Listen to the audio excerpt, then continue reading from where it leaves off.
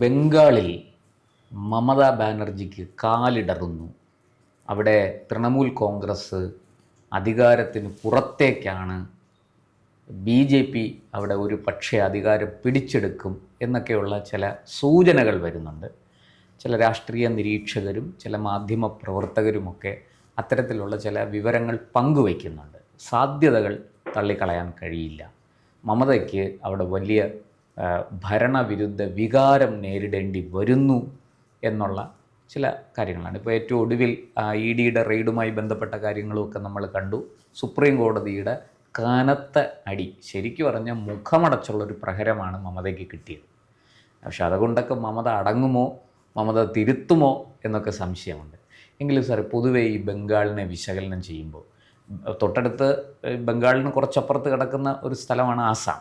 അവിടെ നമുക്കറിയാം BJP നിലവിൽ ഭരിച്ചുകൊണ്ടിരിക്കുന്നു. BJPയുടെ ഭരണം തുടരാൻ സാധ്യതയുണ്ടെന്നാണ് പൊതുവെ അവിടെ നിന്ന് ലഭിക്കുന്ന സൂചന.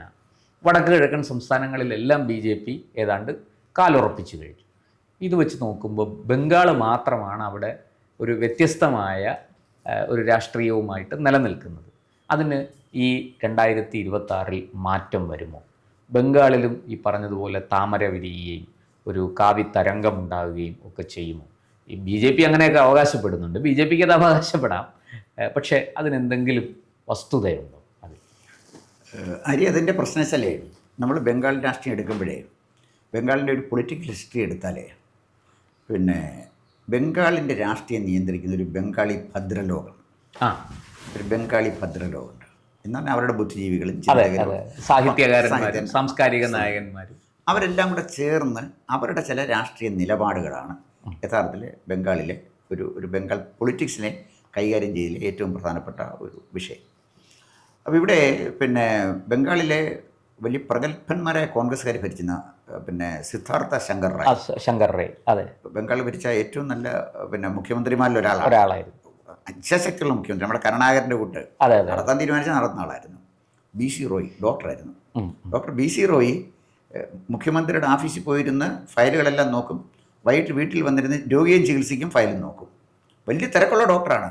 ഒരു ഭാഗത്ത് രോഗിയെ ചികിത്സിക്കുന്ന കൂട്ടത്തിൽ ഫയലും നോക്കും. ബംഗാൾ കണ്ട ഏറ്റവും പ്രഗത്ഭനായ ആളാണ് ഡോക്ടർ BC റോയ്.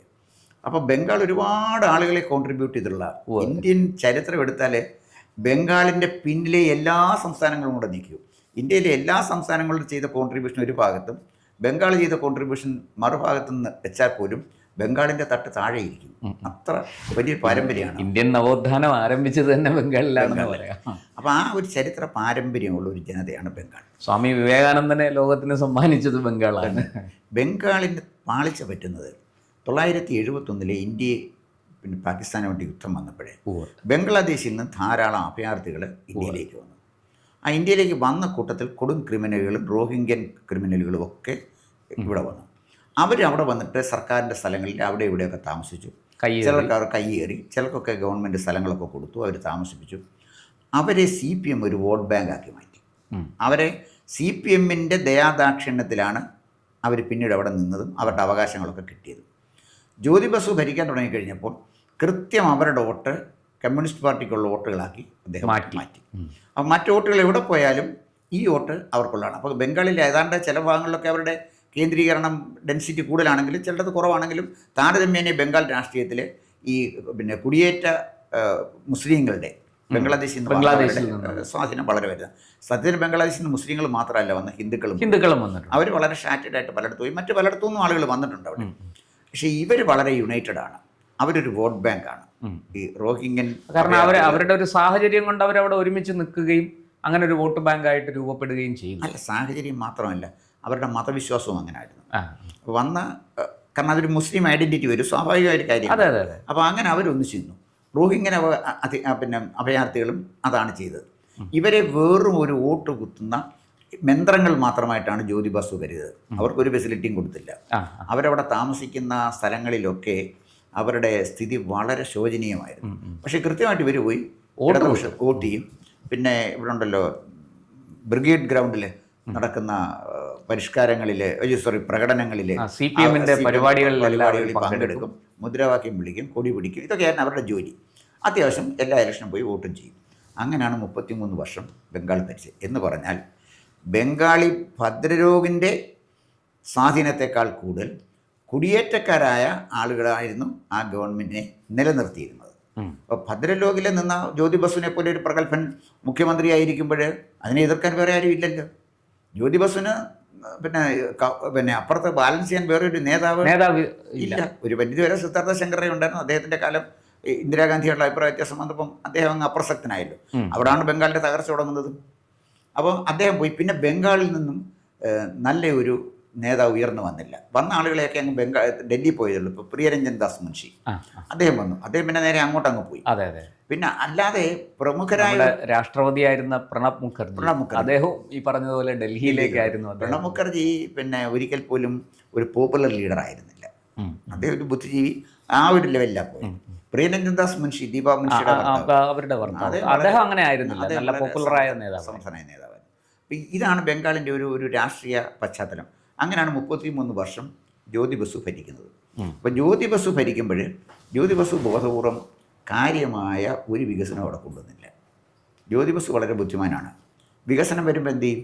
വികസനത്തിൻ്റെ ഭാഗമായിട്ട് ബുദ്ധിമുട്ട്, വികസനം എല്ലാം ഇതുപോലെ നിലനിർത്തിയിട്ട് ആസിസ് വേരീസ് കണ്ടീഷനിൽ വികസനം പറ്റത്തില്ല, അത് പറ്റില്ല. അപ്പോൾ ആ വികസനം വരുമ്പോൾ റോഡ് വീതി കൂട്ടണം, സൈഡിൽ താമസിക്കുന്ന ആളുകളുടെ സ്ഥലം ഒഴിപ്പിക്കേണ്ടി വരും, പിന്നെ ചേരികൾ ഇല്ലാതാക്കണം, ചേരിയിലെ താമസക്കാരെ മാറ്റേണ്ടി വരും.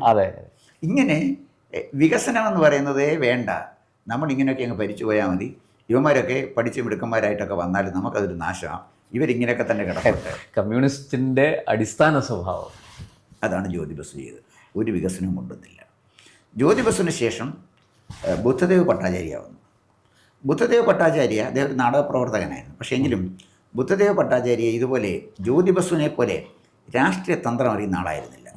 അദ്ദേഹം എന്ത് ചെയ്തെന്ന് വെച്ചാൽ ബംഗാളിന് കൂടുതൽ തൊഴിലവസരം വേണം, ബംഗാളികൾ തൊഴിൽ തേടി പോകാതെ ഇവിടെ തന്നെ തൊഴിലവസരം വേണം, പുതിയ പുതിയ വ്യവസായങ്ങൾ ബംഗാളിലേക്ക് വരണം. അപ്പോൾ പുതിയൊരു വ്യവസായം വരണമെങ്കിൽ സ്ഥലം വേണ്ടേ? സ്ഥലം വരുമ്പോൾ സ്ഥലം കുടിയൊഴിപ്പിക്കണ്ടേ? അപ്പം ഇതൊക്കെ ജ്യോതി ബസുവിന് അറിയായിരുന്നു. അതുകൊണ്ട് അദ്ദേഹം അനങ്ങനെ പോയില്ല, ഇതൊന്നും വേണ്ട, ഇങ്ങനെയൊക്കെ അങ്ങ് പോയാൽ മതി. ബുദ്ധദേവ് ഭട്ടാചാര്യയ്ക്ക് ഇത് എങ്ങനെയെങ്കിലും ബംഗാളിനെ വികസിപ്പിക്കണമെന്ന് അദ്ദേഹത്തിന് ആത്മാർത്ഥമായ ആഗ്രഹം തോന്നിയിടത്താണ് കമ്മ്യൂണിസ്റ്റ് പാർട്ടിയുടെ പതനം ആരംഭിക്കുന്നത്. അല്ലാതെ ബുദ്ധദേവ് ഭട്ടാചാര്യോ ജ്യോതി ബസു ഒന്നും പേഴ്സണലി കറപ്റ്റ് ആയിരുന്നില്ല. ജ്യോതി ബസുവിൻ്റെ സമയത്ത് അദ്ദേഹത്തിൻ്റെ മകൻ ചന്ദൻ ബസുവിന് വഴിവിട്ട് ചില ആനുകൂല്യങ്ങൾ കൊടുത്തു എന്നുള്ളതല്ല. പക്ഷെ എന്നാലും അതൊന്നും ഈ വലിയ ഇന്ന് കേൾക്കുന്ന പോലത്തെ വലിയ ആക്ഷേപമോ ആരോപണമോ യാതൊന്നുമില്ല. അപ്പം അവിടാണ് അദ്ദേഹം വന്ന് സിംഗൂരും നന്ദിഗ്രാമും അവിടെയാണ് വരുന്നത്. അവിടെ ഈ സലീം ഗ്രൂപ്പിനും ടാറ്റ ആ സ്ഥലം എടുത്ത ഇഷ്യൂ അത് നമ്മൾ പറയണ്ടല്ലോ. അവിടെ നിന്നാണ് ഈ കലാപം വെടിവെപ്പുണ്ടാകുന്നത്, 41 പേര് കൊല്ലപ്പെട്ടു. പ്രശ്നം അവിടെ അതല്ല. ഇവിടെ 2 സ്ഥലങ്ങളിൽ ഒരു കലാപം ഉണ്ടാകുമ്പോൾ കമ്മ്യൂണിസ്റ്റ് പാർട്ടി പ്രതികൂലമായിട്ടത് ബാധിക്കും. 2 സ്ഥലത്തെ വെടിവെപ്പ് പറ്റി. തിരുവനന്തപുരത്ത് വെടിവെപ്പുണ്ട്, അതിന് കാസർഗോഡ് എന്തിനാ പാർട്ടി തോക്കുന്നത്? അതിൻ്റെ കാര്യമില്ലല്ലോ. ബംഗാൾ വലിയൊരു സംസ്ഥാനമല്ലേ. അവിടാണ് ബംഗാളിന് സംഭവിച്ച ഒരു അപജയം നമ്മൾ കാണുന്നത്. ബംഗാളിൽ ഇതിൻ്റെ ഈ പരിമിതികൾക്കകത്തൊക്കെ ഒരു മധ്യവർഗം ശക്തമായി വന്നു, ഒരു ശക്തമായ മധ്യവർഗം വന്നു. അവർക്ക് കൂടുതൽ ആഗ്രഹങ്ങളും പ്രതീക്ഷകളും ഒക്കെ ആയി. അവർ ബംഗാളിൽ വളരണം, ബംഗാളിനെ വളർത്തണം എന്നൊക്കെ ആഗ്രഹിച്ചു.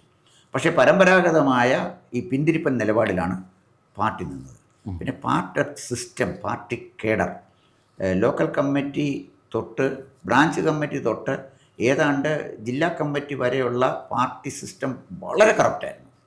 വളരെ കറപ്റ്റും ഭയങ്കരമായ അഹങ്കാരമായിരുന്നു. ഇത് ഞാൻ പറയാനുള്ള കാരണം, ഞാൻ സ്റ്റേറ്റ് റിസോഴ്സ് സെൻ്റർ ഡയറക്ടറായിരുന്ന കാലഘട്ടത്തിൽ ബംഗാൾ സ്റ്റേറ്റ് റിസോഴ്സ് സെൻ്റർ ഡയറക്ടറായിരുന്നു നന്ദിനി ഖജൂരി എന്ന സ്ത്രീയായിരുന്നു.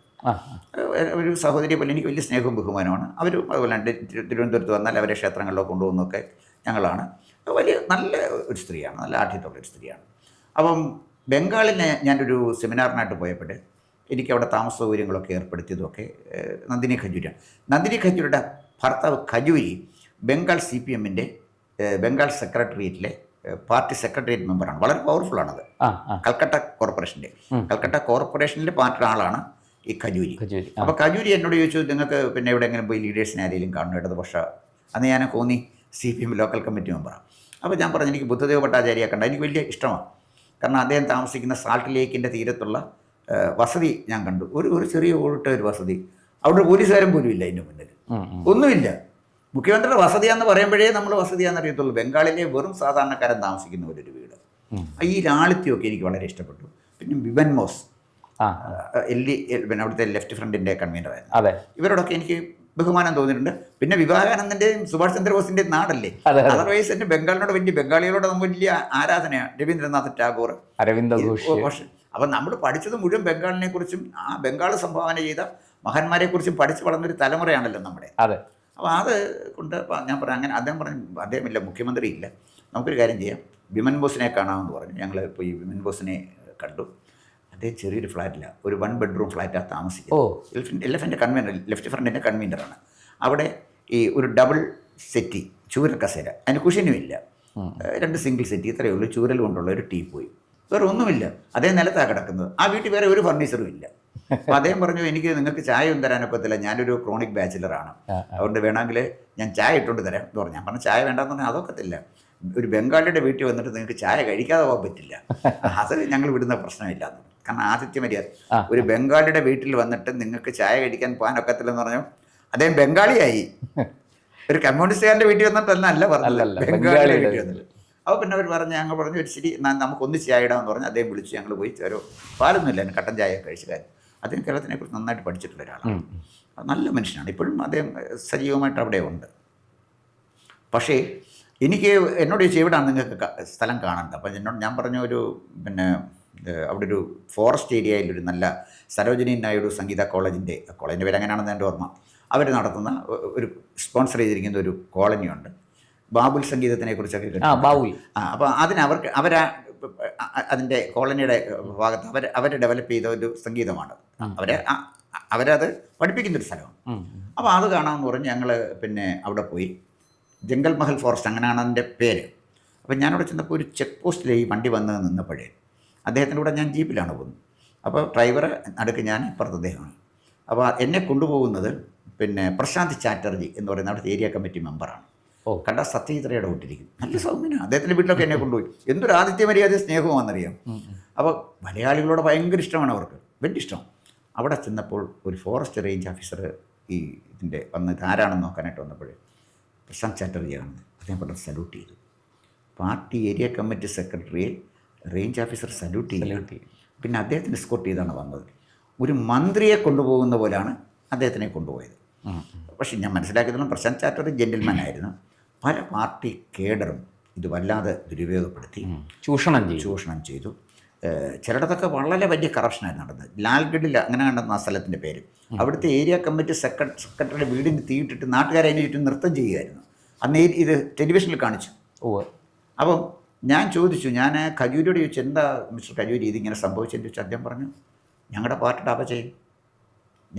അപചയം മാത്രമാണ് ഇതിന് കാരണം. അത് ഈ മമത നന്നായിട്ട് ചൂഷണം ചെയ്തു. മമത ആദ്യം വരുന്നത് കറപ്ഷൻ ഇല്ലാത്തൊരു നേതാവ് എന്നുള്ള നിലയിലാണ്. മമത യുദ്ധം ചെയ്ത്, രണ്ടിടത്ത് യുദ്ധം ചെയ്തു. ബംഗാളിൻ്റെ ആത്മാഭിമാനം ഉയർത്തിപ്പിടിക്കാൻ അവർ ഡൽഹിയിൽ സോണിയാഗാന്ധിയായിട്ട് യുദ്ധം ചെയ്തു. അവർ ചോദിച്ചു, സോണിയാഗാന്ധിക്ക് എന്തുകൊണ്ടെന്തോ കാര്യം, ഇറ്റലിയിൽ നിന്ന് കണ്ട് ഇന്നലെ വന്ന സോണിയാഗാന്ധിയാണ് ഇന്ത്യ കാര്യം നിയന്ത്രിക്കുന്നത്, ബംഗാളിനെ നിയന്ത്രിക്കുന്ന ഞാനാ, സോണിയ അല്ല എന്ന് പറഞ്ഞ ഒരു നിലപാടെടുത്തു കഴിഞ്ഞപ്പോൾ ബംഗാളി ആത്മാഭിമാനം ഉയർന്നു. കമ്മ്യൂണിസ്റ്റ് പാർട്ടിക്കിടെ കറപ്ഷനെതിരെ അവർ യുദ്ധം ചെയ്തു, 2 യുദ്ധമാണ് ചെയ്തത്. അപ്പോഴത്തേക്ക് കൃത്യമായ ഒരു എൻട്രി പോയിൻ്റ് ഉണ്ടായിരുന്നു. അതിലൂടെ മമത വന്നു. കോൺഗ്രസ് അടപടലെ മമതയോടെ ഒരു കാലത്ത് മമത അവിടെ യൂത്ത് കോൺഗ്രസിന്റെ ഓൾ ഇന്ത്യ ജനറൽ സെക്രട്ടറി ആയിരുന്നു. അന്ന് നമ്മുടെ രമേശ് ചെന്നിത്തല യൂത്ത് കോൺഗ്രസ് പ്രസിഡന്റ്, അഖിലേന്ത്യാ പ്രസിഡന്റ് രമേശ് ആയിരുന്ന സമയത്ത് ഇവർ സെക്രട്ടറി ആയിരുന്നു. അപ്പോൾ അവിടെ നിന്നാണ് പിന്നെ മമതയുടെ ഒരു മാറ്റം വരുന്നത്. അങ്ങനെ 33 വർഷം ബംഗാൾ ഭരിച്ച CPM അവിടെ പരിപൂർണമായിട്ട് ഇല്ലാതായി എന്ന് മാത്രമല്ല, ഇന്നൊരൊറ്റ MLA ഇല്ല, ഒരു MLA പോലും ഇല്ല. അപ്പോൾ കഴിഞ്ഞ കുറച്ച് കാലങ്ങൾക്ക് മുമ്പും ഈ ബ്രിഗേഡ് ഗ്രൗണ്ടിൽ നടത്തിയ പ്രകടനത്തിൽ കുറേ ആളുകൾ വന്നത് കണ്ടു. അപ്പം ഞാൻ വിചാരിച്ചു ഈ ആളുകൾ എങ്ങനെയാണ് വന്നത്, ഇനി ആളുകൾ വരത്തില്ല. എന്താ വെച്ചാൽ SIR വന്നതോടുകൂടി ഈ ഇവിടുന്ന് ഇങ്ങോട്ട് കയറി വന്നവൻ ആർക്കും ഇനി വോട്ടില്ല, അവരെല്ലാം തിരിച്ചു പോയി, മുഴുവൻ ആളുകളും തിരിച്ചു പോയിട്ട്. അതാണ് ഈ 2002 ഒരു കട്ട് ഓഫ് ഡേറ്റ് ആയിട്ട് എടുത്തില്ലേ, 2002 അല്ലേ? അല്ല, 2002. അതെ, 2002 ശേഷം ജനിച്ചവർ അല്ലേ? അതെ. അപ്പോൾ അവിടെ വരുമ്പോഴേക്കും ചില പ്രശ്നങ്ങൾ വരുന്നുണ്ട്. അപ്പോൾ ഇന്ത്യയിൽ ജനിച്ച് വളർന്നവർക്ക് മാത്രമേ വോട്ടവകാശം കിട്ടുള്ളൂ. നമ്മളോട് ചോദിച്ചാൽ വോട്ടവകാശം തരാം, നിൻ്റെ അച്ഛൻ ആരാ, എൻ്റെ അച്ഛൻ്റെ പേര് പറയണ്ടേ, അല്ല അമ്മ ആരാ, മിനിമം അമ്മ കാണുമല്ലോ, അമ്മയുടെ പേരെങ്കിലും പറയണ്ടേ. പിന്നെ എവിടെ താമസം, ഏത് വീട്ടിലാണ്, ഏത് കോളനിയിലാണ്, ഇനിയും അനാഥനാണെങ്കിലും നിന്നൊരു സ്ഥലം വേണ്ടേ? ഏത് അനാഥനും ഒരു അച്ഛനും അമ്മയില്ലേ? ഇതാണ് പ്രശ്നം. സാർ അത് പറഞ്ഞപ്പോഴാണ് ഈ കൊൽക്കട്ടയിൽ ഗുൽബർഗ് കോളനി എന്ന് പറഞ്ഞൊരു കോളനിയുണ്ട്. ഏതാണ്ട് 100,000-ന് മേളിൽ ആൾക്കാർ തിങ്ങിപ്പാർക്കുന്ന ഒരു സ്ഥലമാണ്. അവിടെ ഈ SIR നടപ്പാക്കാൻ ഫോം വിതരണം ചെയ്യാൻ വേണ്ടി ഉദ്യോഗസ്ഥർ വന്നപ്പോൾ അവിടെ അവശേഷിച്ചിരുന്നത് വെറും 2000 പേരാണ്. ഇത് നമ്മുടെ ദേശീയ മാധ്യമങ്ങളിലൊക്കെ വലിയ വാർത്തയായ ഒരു സംഭവമാണ്. കേരളത്തിലെ മാധ്യമങ്ങൾ ഇത് എത്ര റിപ്പോർട്ട് ചെയ്തു എന്ന് എനിക്കറിയില്ല. പക്ഷേ നമ്മുടെ മിക്കവാറും എല്ലാ ദേശീയ മാധ്യമങ്ങളും ഈ ഗുൽബർഗ് കോളനിയുടെ കഥ വളരെ വിശദമായിട്ട് പറയുന്നത് കേട്ടു. അല്ല, അത് മാത്രമാണ്. ഇപ്പം ബംഗാൾ അവിടെ നിൽക്കട്ടെ, 65 ലക്ഷം പേരെ കണ്ട് മാറ്റി എന്നല്ലായിരുന്നു പിന്നെ ബീഹാറിലെ കാര്യം. 66 ലക്ഷം 2 പേരെ പരാതിയായിട്ട് ബാക്കി സുപ്രീം കോടതി ചോദിച്ചു, പരാതി കേട്ടൊന്നും വരാതെ എങ്ങനെ വെക്കുന്നത്? ഈ കരട് വോട്ടർ പട്ടിക വന്നതിന് ശേഷം ഉയർന്നത് 2 പരാതിയുള്ളൂ. അപ്പോൾ അതോടുകൂടി ഇത് തീർന്നില്ല. ഇതിൽ മരിച്ചുപോയവരുണ്ട്, ഇരട്ടിച്ച വോട്ടുകളുണ്ട്, പിന്നെ ഈ പറഞ്ഞ പോലെ നുഴഞ്ഞു കയറിയ ആൾക്കാരുണ്ട്. ഇതെല്ലാം ഉണ്ട് ഇതിനകത്ത്. ഉണ്ട്. അല്ല, 25 ലക്ഷം കണ്ടന്നെ മരിച്ചു പോയത്. ബാക്കി ആളുകൾ വരണ്ടേ? ബാക്കി ആളുകൾ വരേണ്ടതാണ്. വന്നില്ലല്ലോ. ഇത് കേരളത്തിൽ ഇനി വരാൻ പോകണം. ഈ 2026 തെരഞ്ഞെടുപ്പിൽ നമ്മളിത് അറിയാൻ പാടില്ലാത്തതുകൊണ്ട് 35 ലക്ഷം ആളുകളാണ് അന്യസംസ്ഥാനത്തിൽ വന്ന ഭീകരന്മാരടക്കം താമസിക്കുന്നത്. നമ്മൾ അവനെ അതിഥി തൊഴിലാളി എന്നാണ് വിളിക്കുന്നത്. ഇവിടെ വന്ന ആളുകളെ കൊല്ലുന്നവനെ നമ്മൾ വിളിക്കുന്നത്. കാസർഗോഡെന്ന് പിടിയിലായ ഒരാൾ ഈ ബംഗ്ലാദേശിൽ നിന്ന് നുഴഞ്ഞു കയറിയാണ്. അയാൾ അൽ-ഖ്വയ്ദയുടെ ദക്ഷിണേഷ്യൻ കമാൻഡറാണ്. ഇത് ആസാമിലെ പോലീസ്, ഗോവത്തി പോലീസ് ഇവിടെ വന്ന് പൊക്കുമ്പോഴാണ് നമ്മൾ പോലും അറിയുന്നത്. ഇതാണ് ഇവിടുത്തെ അവസ്ഥ. അല്ല, ഇതിൽ ജോലി ചെയ്ത് ജീവിക്കാൻ വരുന്ന ഒരുപാട് ആൾക്കാരുണ്ട്. തീർച്ചയായിട്ടും. അപ്പോൾ സാർ, നമ്മൾ ഈ ബംഗാളിൻ്റെ ഇന്നത്തെ ഈ ഒരു സാഹചര്യത്തിൽ അവിടെ എന്താണ് സംഭവിക്കാൻ പോകുന്നത്? നമുക്ക് വളരെ പെട്ടെന്നൊന്ന് പറഞ്ഞു നിർത്താൻ സാധിക്കും. അപ്പോൾ SIR വന്നതോടുകൂടി വോട്ടവകാശം ബംഗാളിൽ ജനിച്ചു വളർന്ന പൗരന്മാർക്ക് മാത്രമായി പരിമിതപ്പെടുത്തിയാൽ മമതയ്ക്ക് അധികാരത്തിൽ തിരിച്ചെത്തുക അത്ര എളുപ്പമല്ല. ഒന്ന്. രണ്ടാമത്തെ കാര്യം, മമതയുടെ പഴയ ഇമേജ് ഇന്നില്ല. ശാരദാ ചിറ്റ് ഫണ്ട് കേസിൽ അത് പ്രതിയാണ്. മറ്റൊരു കാര്യം, മമതയുടെ ഒരു മന്ത്രിയുടെ വീട്ടിൽ നിന്ന് തന്നെയാണ് കണ്ടത് 20 കോടി രൂപ കണ്ടെടുത്തത്. അവിടെ തന്നെ അത് പിടിച്ചെടുത്തുകൊണ്ട് പോയല്ലോ, അയാളെയും അറസ്റ്റ് ചെയ്തല്ലോ. ആ കേസും കിടക്കുകയാണ്. അപ്പോൾ മമത പണ്ടുണ്ടായിരുന്ന രീതി, കറപ്റ്റായിട്ടില്ലാത്ത, കറപ്ഷൻ്റെ കറപുരളാത്ത രീതി എന്നൊക്കെയുള്ളത് മാറി. മമത സാധാരണ ഒരു രാഷ്ട്രീയക്കാരിയെ പോലെ കറപ്റ്റാണെന്ന് മനസ്സിലായി. മമതയ്ക്കുള്ള ഹിഡൻ അജണ്ട ബംഗാളിലെ മധ്യവർഗം തിരിച്ചറിയുന്നു. ബംഗാളി ഭദ്രലോകം പോലും മമതയെ സ്പോൺസർ ചെയ്യാൻ തയ്യാറാകാത്ത വിധത്തിൽ മമത ഒറ്റപ്പെട്ട് കഴിഞ്ഞു. ഈ തെരഞ്ഞെടുപ്പിൽ BJPക്ക് ബംഗാളിലെ അധികാരത്തിൽ വരുമെന്ന് ചോദിച്ചാൽ എനിക്ക് അറിഞ്ഞുകൂടാ. അവർക്ക് വളരെ മെച്ചമായ ഒരു പ്രകടനം കാഴ്ചവെക്കാൻ കഴിയും. പിന്നെ മമതയുടെ അപ്രമാദിത്യം, മമതയുടെ ഏകാധിപത്യം ബംഗാളിൽ അവസാനിക്കുകയാണ്. അതിന് തർക്കമൊന്നുമില്ല. എന്തായാലും നമുക്ക് ബംഗാളിലെ കൂടുതൽ മുന്നോട്ട് പോകുമ്പോൾ കേരളത്തോടൊപ്പം തന്നെയാണ് ബംഗാളിലും തിരഞ്ഞെടുപ്പ് നടക്കുന്നത്. വരും ദിവസങ്ങളിൽ നമുക്ക് കൂടുതൽ വിവരങ്ങൾ ലഭിക്കും. ഈ വിഷയം നമുക്ക് വീണ്ടും ഒരു ചർച്ചയിലേക്ക് കൊണ്ടുവരാം. കൂടുതൽ വാർത്തകളും വിശേഷങ്ങളും നേരിട്ട് ലഭിക്കാൻ ജനങ്ങളിൽ നിന്ന് ജനങ്ങളിലേക്ക് ജനഭൂമി ന്യൂസ് സബ്സ്ക്രൈബ് ചെയ്യൂ. ബെൽ ബട്ടൺ അമർത്താനും മറക്കരുത്.